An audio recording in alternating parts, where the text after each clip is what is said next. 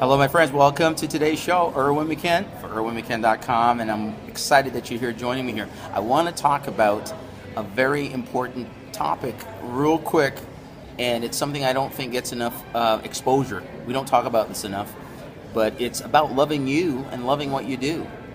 I guess you can call this video self-love, and there's an excellent book out there called Self-Love, but I want to, share with you a couple pieces of advice, suggestion, and how you are to relate with others. How to relate with others. It's going to really come as a result of how you relate with yourself. As I grew up as a young boy, one of the tenets of the faith that was taught to me by my parents is out of the foundation of our faith in the Bible. You've often heard you need to love your neighbor as you love yourself. And, the problem is, your neighbor's in trouble if you don't love yourself. Your neighborhood and your neighbors and everybody you deal with, whether at work and business, socially in the community, they're in big trouble if you don't love yourself, because the way in which you relate with yourself is how you relate with others. The way in which you feel about yourself will be the way you feel about others, because if you apply that principle, love your neighbors as you love yourself, if you don't love yourself, if you don't feel too good about you, you're not going to feel too good about anybody else. So I'm bringing this message because sometimes people are getting a result that they don't want in their life, and they don't look at the inside. They look externally for every other reason or every other possible scenario to be the culprit. The culprit is looking in the mirror, and it's how you feel about you. Do you love you? Do you value you?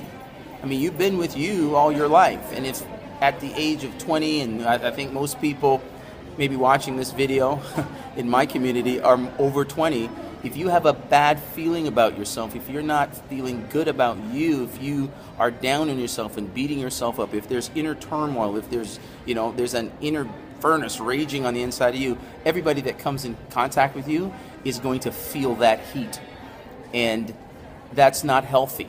So it's time to start loving you. It's time to start appreciating you, affirming you. And I'll give you the example. When you're flying in a plane, the flight attendants always do their spiel before the plane takes off, and they tell you this. They say, in the event of an emergency, if the cabin pressure should change, oxygen masks will fall. And who's the first person they say that you should put the oxygen mask on first? It is you. Not the person to the left or right of you, not even your children.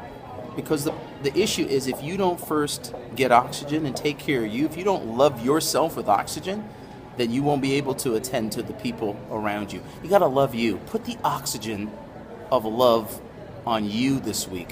Put that oxygen, breathe it in. Take care of you.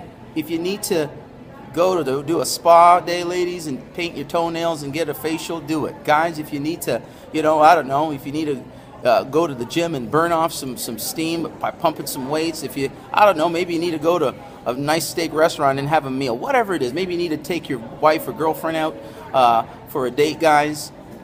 But whatever it is, start loving you. Start focusing some time on you, because as you recharge and feel good about you and build a healthy self-esteem, by the way to do that is to get around people with healthy self-esteem and start reading some positive mental attitude books. Start reading some personal development books. How I Raised Myself from Failure to Success in Selling, Frank Becker. The Magic of Thinking Big, David Schwartz. Okay, Skill with People, Les Giblin. Okay, How to Win Friends and Influence People, Dale Carnegie. Okay, there's a whole suite of books that you can use to start building you and start building a good relationship with yourself, because if you don't build a good relationship with yourself, it's going to be hard to build a relationship with anybody else. So guys, this week, focus on putting that oxygen. Get some love flowing in your veins this week. Love yourself first, and then it's easy to love your neighbors. Then you'll be able to do what my parents taught me, which is to love your neighbor as you love yourself. I hope this video resonated with you.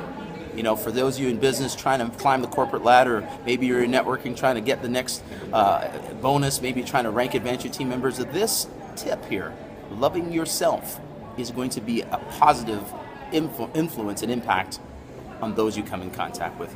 Love your neighbor as you love yourself, but you got to love yourself first. Erwin McKen for irwinmccann.com. Check me out at that website. Check me out on tomorrow's show, where we give you more powerful truths, information, inspiration, and motivation so you can make 2015 your best year yet. We'll see you on tomorrow's show. Bye for now.